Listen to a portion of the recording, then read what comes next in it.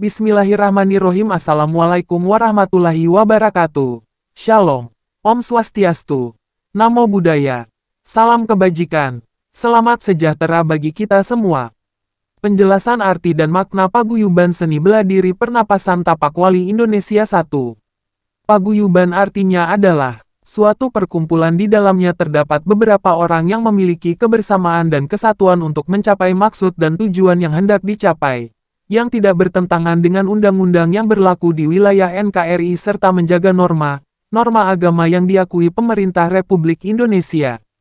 2. Seni artinya adalah suatu keindahan dalam bernegara yang dapat mempengaruhi karakter kepribadian seseorang, yaitu indah memandang, artinya setiap yang dipandang oleh mata semata. Mata adalah wujud kebenaran adanya yang Maha Pencipta. Allah telah menjadikan alam ini beserta isinya selaku tanda kasih sayang kepada seluruh makhluk hidup di alam ini untuk memenuhi kesenangan hidup lahir dan batin sebagai kebesarannya.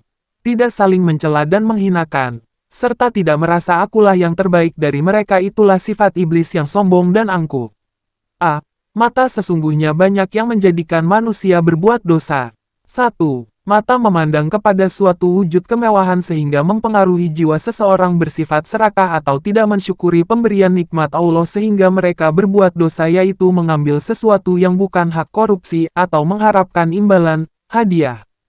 2. Mata memandang kepada setiap makhluk seringkali dipengaruhi jiwa, diri kita, untuk saling menghujat dan menghinakan karena merasa lebih baik daripada orang yang dipandang di sekitarnya, disebut perbuatan ria atau sombong dan dengki. B. Telinga, alat pendengaran. 1. Telinga dijadikan indah pendengarannya sehingga petunjuk Allah melalui kalimatullah kitabullah dapat memberikan ilmu bermanfaat di sisi Allah dengan keselamatan dunia dan akhirat. 2. Dengan indahnya mendengar sehingga seseorang tidak mudah terpengaruh dari kejahatan jin dan manusia, godaan setan, karena setan adalah musuh nyata bagi kaum yang berakal. C. Lidah adalah alat ucapan kalimatullah untuk membentuk suara hati melalui tenggorokan dan keluar di mulut sehingga kalimat yang penuh nikmat dari suara mengandung keselamatan dunia dan keselamatan akhirat. Maka jadilah lidah itu wujud keindahan berkata-kata kepada sesama umat manusia sehingga terciptalah kedamaian dan keharmonisan dalam rumah tangga atau bernegara. 3. Bela diri artinya adalah takwa kepada Allah, yaitu pembentukan karakter seseorang untuk menghindari perbuatan dosa diakibatkan oleh kurang memahami tentang penjagaan diri atau jiwa setiap manusia sehingga mudah dirasuki sifat buruk atau tercela atau iblis untuk menggoda persekutuan yang maha hidup kekal dan abadi. B. Pembentukan karakter dapat dilakukan dengan cara olah hati, olah rasa, olah pikiran dan olahraga. Pengertian hati-hati adalah rumah Allah. Hati adalah wujud keinginan Allah adanya. Hati adalah nurani, perasaan, cahaya atau kalimatullah. Setiap orang tercipta dari kalimatullah atau cahaya disebut la ilaha illallah. Kalimat-kalimat kesatuan seluruh umat manusia yang hadir di alam ini untuk menyembah kepada yang maha pemilik perkataan. Barang siapa yang menyebut kalimatullah yang penuh nikmat, yaitu dengan suara lembut, tutur kata yang sopan santun disertai senyum dan kejujuran atau transparan, tidak ada kata dusta, pembohong, Allah akan melindungi diri atau jiwa dari perbuatan dosa maksiat atau perbuatan dihinakan, koruptor, dan mereka memegang anak kunci surga dan mereka masuk dalam benteng pertahanan yang kokoh dan tidak dapat ditembus oleh ilmu sihir atau santet. Dan mereka masuk dalam benteng kerajaan ilahi yang penuh nikmat dan memperoleh kebahagiaan dunia dan akhirat dengan ridho Allah. 4. Pernapasan nafas artinya nafsu atau keinginan hidup selaku wujud nyata adanya Allah yang menghidupkan, disebut nyawa.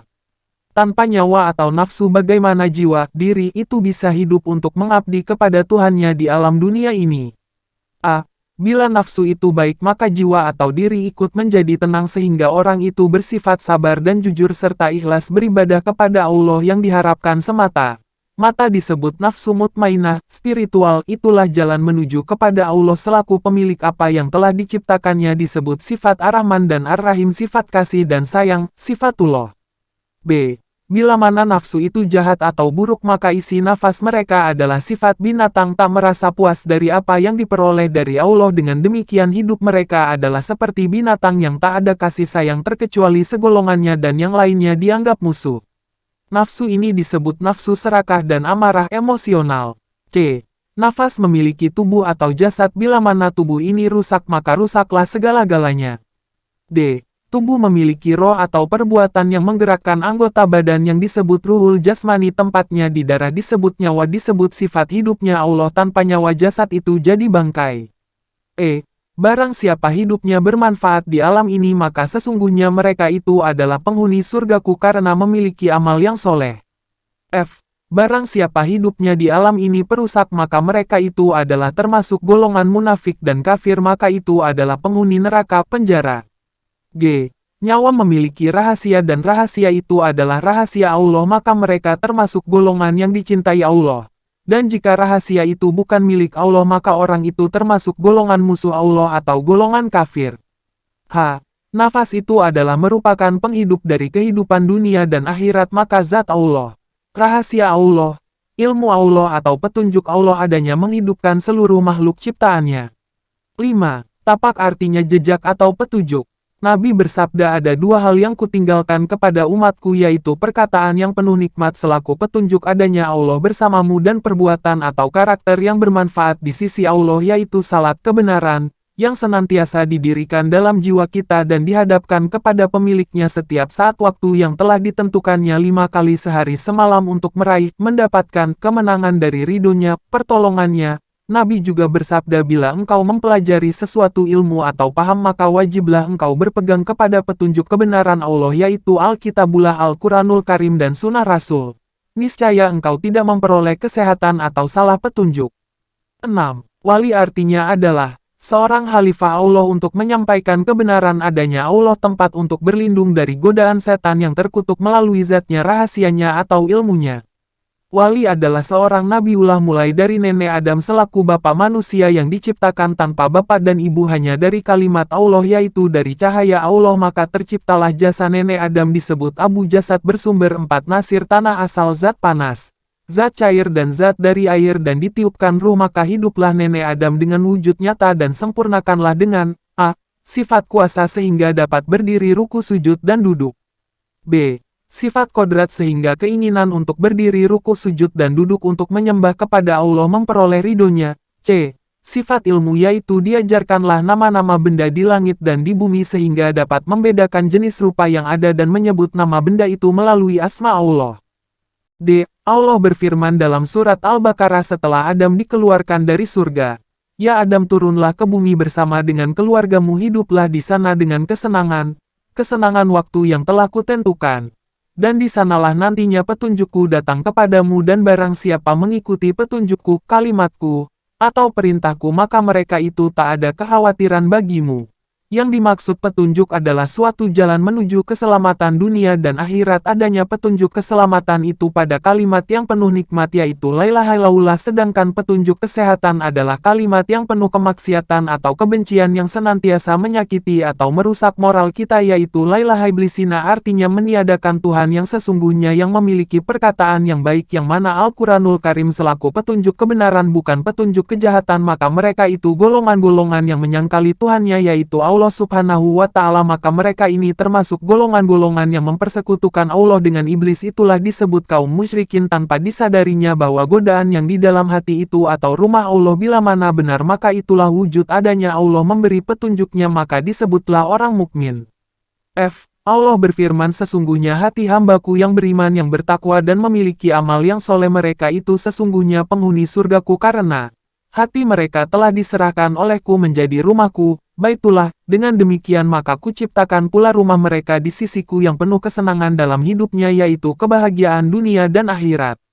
G. Sifat perkataan dengan memohon kepada Allah apa-apa yang diinginkan dengan persyaratan peliharalah perkataan itu untukku niscaya aku kabulkan permohonanmu. H. Sifat penglihatan dengan permohonan dari perkataan itu sehingga wujudlah kasih sayang Allah kepada Nabi Adam berupa kesenangan di surga. I. Sifat pendengaran dengan sifat ini senantiasa Nabi Adam menerima petunjuk dari Allah untuk menjaga dari godaan dan hawa nafsu setan yang akan menjadikan Nabi Adam tergelincir dari kesesatan melalui nenek Hawa. Nabi adalah pemberi atau menyampaikan berita peringatan kepada umat manusia yang salah petunjuk ke arah kesesatan dan selaku menyampaikan kabar gembira bagi kaum yang beriman dan bertakwa kepada Allah serta memiliki amal saleh. Barang siapa mengikuti petunjuk dari Allah melalui kitab suci terdahulu yang diturunkan melalui kamu maka tidak ada kekhawatiran bagimu yaitu Al-Quran kalimatullah dan hadits bagi Nabi Muhammad Sallallahu Alaihi Wasallam bagi umat Islam. Dari kitab suci Injil bagi umat Kristiani dan Weda bagi umat Hindu begitu pula umat Buddha sesuai dengan petunjuknya. J. Tak satu pun agama mengajarkan kesesatan hanya seringkali manusia itu yang mengarah kesesatan dari kebimbangannya dan keraguannya. K. Al-Quran itu tak ada keraguan. Di dalamnya ada petunjuk kepada mereka yang bertakwa, menjaga diri, maka berimanlah kepada yang goib Allah, malaikat, kitab, Rasul dan Katla dan Qadar serta hari kiamat, serta mendirikan atau membangun kebenaran, salat dalam jiwa, diri, dan mengeluarkan sebagian apa-apa yang diperoleh dari Allah kepada orang yang dikehendaki. 7. Indonesia adalah negara yang damai, tentram, sejahtera, aman penuh kasih sayang memiliki adab, sopan santun, saling menghargai, saling tolong-menolong tanpa pamrih. Tidak saling menjatuhkan atau saling menghujat itulah disebut Indonesia adalah surgaku. Demikian penjelasan mengenai arti dan makna paguyuban seni bela diri pernapasan tapak wali Indonesia. Semoga kita semua selalu dalam lindungan Allah Subhanahu wa Ta'ala. Amin.